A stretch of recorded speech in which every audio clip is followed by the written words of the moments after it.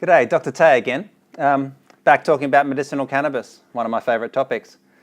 Today we're going to talk about strain.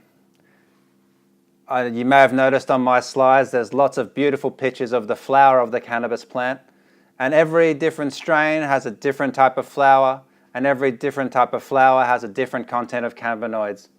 So we use these different strains and their associated cannabinoid profiles to make our medicine and to prescribe and dose with our medicine. Thousands of different strains of cannabis on the planet. A lot of them have been grown to have high THC for the recreational use.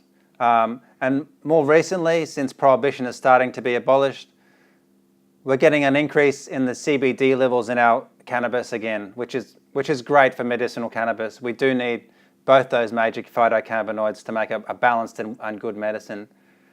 So without going into the specifics of each strain, because that could take years, I'll just look at the difference between indica and sativa. So they're our two main types of cannabis. So you say that cannabis plant, it's all cannabis, but it's divided into two major types, indica and sativa.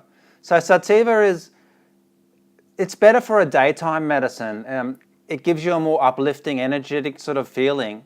So I generally prescribe that for my patients to use during the day when they still need to get about their day, maybe for pain relief, maybe for relief of their ulcerative colitis or Crohn's disease. For whatever reason, a daytime medication, I'll tend to stick with the sativa medication. It gives an increased focus and creativity. For a more somnolent or a more sleepy time effect from your medicinal cannabis, I choose an indica medication. So these are better for nighttime. They're better for sleeping.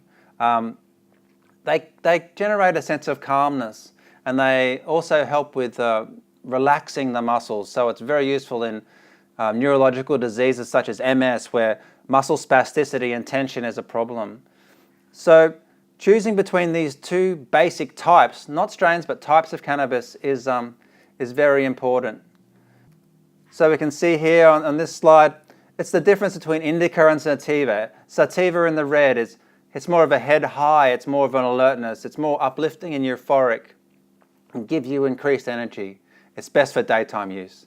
Indica, it's more of a body effect, it's more of relaxation for the muscles. It's got more of an appetite stimulation effect. So in anorexia, in loss of appetite from chemotherapy, the indica is the choice of medicine there. It's better for sleep, and it's often related to increased pain relief.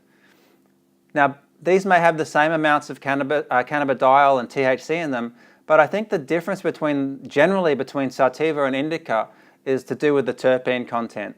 So indicas are often contain terpenes such as myrcene and linalool. These are terpenes which give you that body stoned effect, the body high, the relaxation, which is such a benefit in many cases. And sativas are using the more clearer terpene profile, so things such as pinene, the actual compound that comes from pine needles, and so it gives you a more energizing effect. So that's indica and sativa in a nutshell. When choosing your medication, it's important to take these things into account. We don't want to be going to sleep at night on a sativa because perhaps we won't get there. All right, thanks. I'm Dr. Tay.